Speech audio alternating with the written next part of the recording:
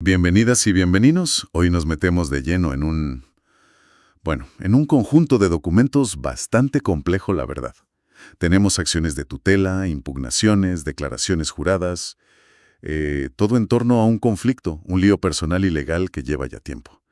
Hay una tutela que se está redactando ahora mismo, recursos de insistencia, un montón de papeles que cuentan una historia, con acusaciones por todas partes.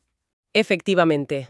Y las fuentes que manejamos pintan un cuadro que empieza, digamos, en la universidad, en EAFIT, y en temas empresariales. Se habla de prototipos de realidad virtual, allá por 2013-2014, y que luego, la cosa escala. Sí, escala hasta una denuncia por acoso sexual. Los documentos citan un número de caso de la Fiscalía, el SPOA. A ver, 05266-600-203-2021-0371. Según estos papeles, esa denuncia se archivó. Pero claro, el conflicto siguió. Y tanto que siguió. Acabó con una exposición pública enorme en redes sociales, en medios, y ahí ya vienen las acusaciones de difamación, injuria, calumnia, y él insiste mucho en que también hubo falsas acusaciones de amenazas de muerte. Vale, pues nuestra tarea hoy es intentar desenredar un poco los hechos clave, siempre basándonos en lo que dice el autor en estos documentos que tenemos. Vamos a seguir su versión y, sobre todo, a poner el foco en algo que para él es crucial. Quiere dejar claro cómo una de sus tutelas la rechazaron por temeridad. Ajá. Y cómo, según él explica aquí, esa temeridad no fue culpa suya, sino que se generó, digamos, dentro del propio sistema judicial. Vamos a ver qué pruebas dice que tiene para sostener eso y, sobre todo, dónde afirma él que avisó de que esto podía pasar. Exacto.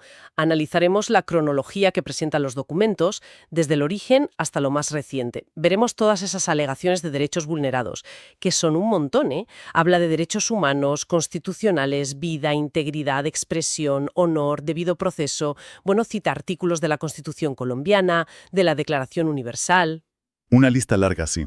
Y nos centraremos en eso, en la temeridad, en el contexto de la tutela, y qué pruebas aporta él en los documentos sobre por qué cree que se originó así. Menciona, como dices, esa tramitación paralela de la misma tutela inicial, con dos números distintos en juzgados diferentes, uno civil y otro penal, los que acaban en 2024-00374 y 2024-0037. Muy bien. Pues empecemos por el principio. Según cuentan estos papeles, él describe contactos iniciales con María Antonia Sanín y su gente en la universidad, en EAFIT.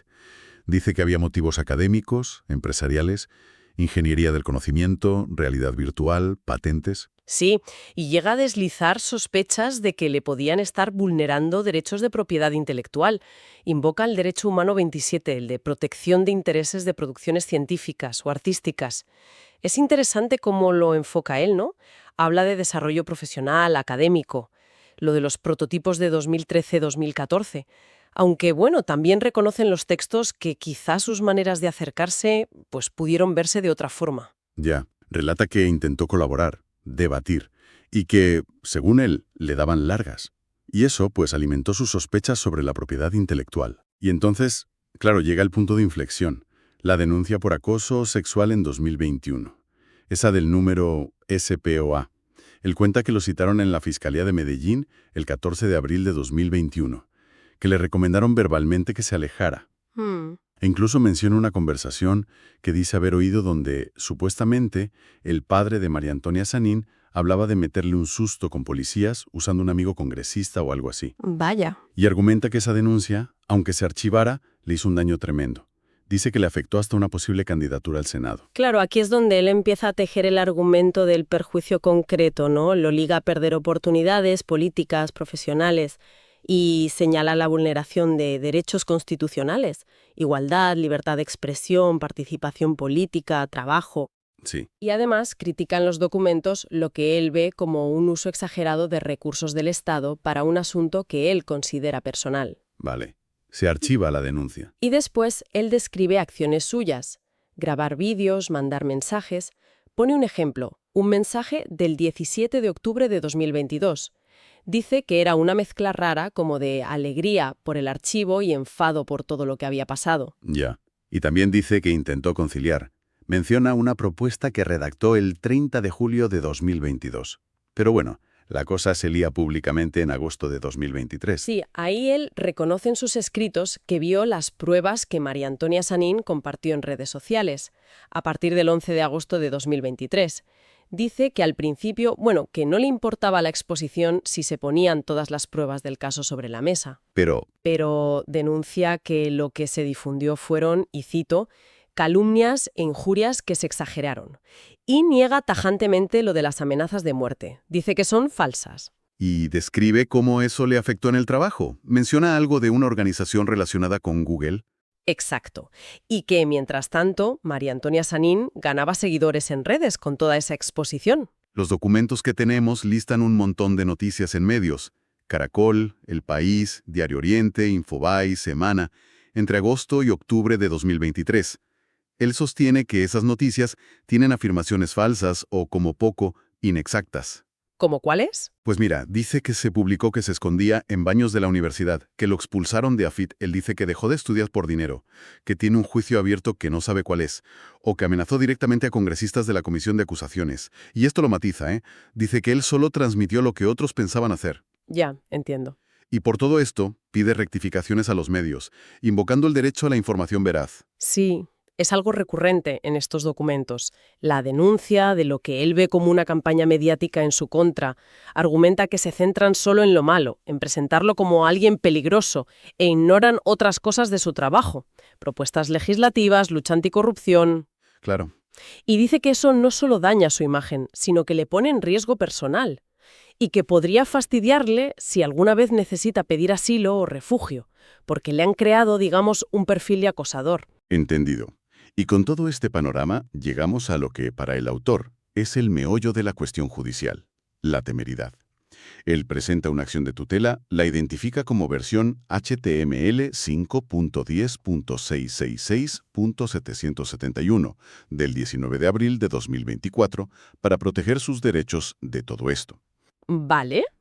Pero luego, en una impugnación del 11 de mayo de 2024, dirigida a los juzgados de Río Negro, dice algo muy específico. Afirma que esa misma tutela inicial acabó tramitándose a la vez en un juzgado civil, el terminado en 2024-00374, y en uno penal, el terminado en 2024-0037. Y pregunta directamente en el escrito, ¿por qué pasó esto? ¿Cómo es que la misma acción está en dos sitios a la vez? Claro, es que ahí está la clave de su argumento. Para que entendamos la gravedad, la temeridad en Colombia, simplificando, es cuando presentas la misma tutela, con los mismos hechos y pidiendo lo mismo ante jueces distintos a la vez o una detrás de otra. Y eso está prohibido, lleva al rechazo directo. Exacto. Entonces, lo que él argumenta, basándose en que había dos números de caso distintos para lo que él dice que era una única solicitud inicial, es que la duplicidad no la creó él. Claro. Sino que fue el propio sistema judicial el que por error la repartió o la tramitó en dos juzgados diferentes, uno civil y otro penal. Y aquí es donde su argumentación se vuelve, más directa todavía, según las fuentes. No solo dice que hubo duplicidad, sino que él avisó del riesgo. Ajá. En el material que manejamos, en concreto en la transcripción de un vídeo que se llama Pruebas de temeridad generada por rama judicial, lo dice muy claro.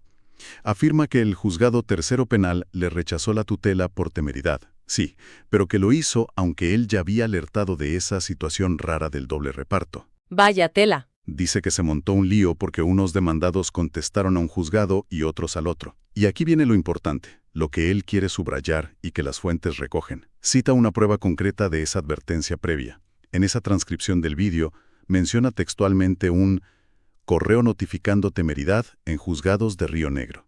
O sea que aporta un correo electrónico como prueba de que él lo dijo antes. Eso es lo que él afirma en sus documentos, que ese correo es la evidencia de que avisó al sistema judicial antes de que le declararan la temeridad. Entendido. O sea, la narrativa que él construye en esa fuente es: detecto el problema del doble reparto, veo que esto puede acabar en temeridad por un error que no es mío, aviso mandando este correo. Exacto. Y aún así, me inadmiten por temeridad. Él considera que eso es una vulneración clarísima de su derecho al acceso a la justicia, el artículo 229 de la Constitución colombiana. Y para él esto es la prueba del algodón del mal funcionamiento judicial que denuncia en general. Llega a hablar de prevaricado, que son palabras mayores, claro. Es acusar de una resolución injusta a sabiendas. Y este episodio de la tutela y la supuesta temeridad provocada no es algo aislado en lo que cuenta el autor, ¿eh? Los documentos están repletos de denuncias de lo que él ve como fallos del sistema, uno tras otro. Sí, sí. Habla de que no le contestan los derechos de petición, violando el artículo 23 de la Constitución, que desaparecen correos electrónicos que él considera pruebas, que le censuran en redes y YouTube. Menciona un vídeo suyo eliminado, ¿no? Por supuestamente infringir normas de acoso, justo cuando denunciaba ese presunto prevaricato. Justo ese. También denuncia inacción ante amenazas que dice haber reportado formalmente, demoras judiciales, que entidades del Estado no cumplen sus funciones. Menciona ministerios, Impulsa, Ruta N, Asofondos. Dice que no le hacen caso a sus propuestas. Claro, él conecta todo esto. Todos esos presuntos fallos los ve como una señal de que hacen falta reformas muy profundas en Colombia. Cambios en la Constitución, en la justicia, en cómo participa la gente. Menciona iniciativas suyas con nombres curiosos como prevaricatones, tutelatones Sí, sí, lo he leído. e incluso un proceso de paz alternativo liderado por víctimas no armadas. Y además adjunta propuestas sobre temas súper variados, ¿eh? Es verdad. Desde usar inteligencia artificial contra la corrupción, hasta pensiones, medio ambiente, armas de energía directa, tecnología para mejorar la gestión pública, Muchísimas cosas. y argumenta que el que no se preste atención a esas propuestas es parte del mismo patrón de negligencia estatal que él denuncia, en su caso personal, un ninguneo, digamos. Y ya para cerrar el círculo, en los documentos también explica las acciones legales que le ha tomado contra María Antonia Sanín.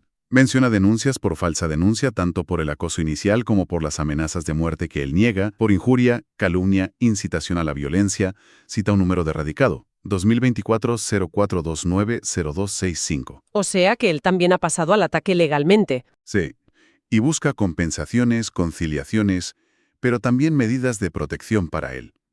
Y llama la atención que en un escrito pide el amparo de pobreza, que es una figura para litigar gratis, porque dice que no tiene dinero para los gastos del proceso. Entendido. Menudo panorama.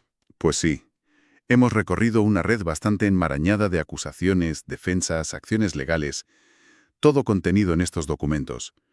Lo que dibujan es un conflicto personal, que empezó en la universidad, escaló con denuncias y mucha exposición mediática, pero que acaba mezclándose, según la versión del autor, con denuncias de fallos institucionales muy serios. Y la alegación central, la que más repite y subraya él, es esa. La acusación de que la propia justicia generó la causa, la temeridad, para cerrarle una puerta, la de la tutela. Y que lo hizo, insiste él, a pesar de las advertencias que asegura haber hecho y documentado con ese correo. Sin duda, los documentos dan una perspectiva muy detallada, muy particular, cargada de referencias legales, de derechos que él considera pisoteados y de lo que él presenta como pruebas de negligencia, de censura, de difamación. Se nota el esfuerzo enorme por documentar su versión y argumentarla. Sí, se apoya muchísimo en la Declaración Universal de Derechos Humanos, en la Constitución colombiana, para dar base a todo lo que reclama. Entonces, ¿qué sacamos en claro de todo esto? Pues tenemos un caso documentado hasta el extremo desde una perspectiva muy concreta, la del autor. Y esa perspectiva narra una lucha doble. Contra acusaciones personales graves, sí, pero también contra un sistema que, según describe, falla en proteger derechos y en responder.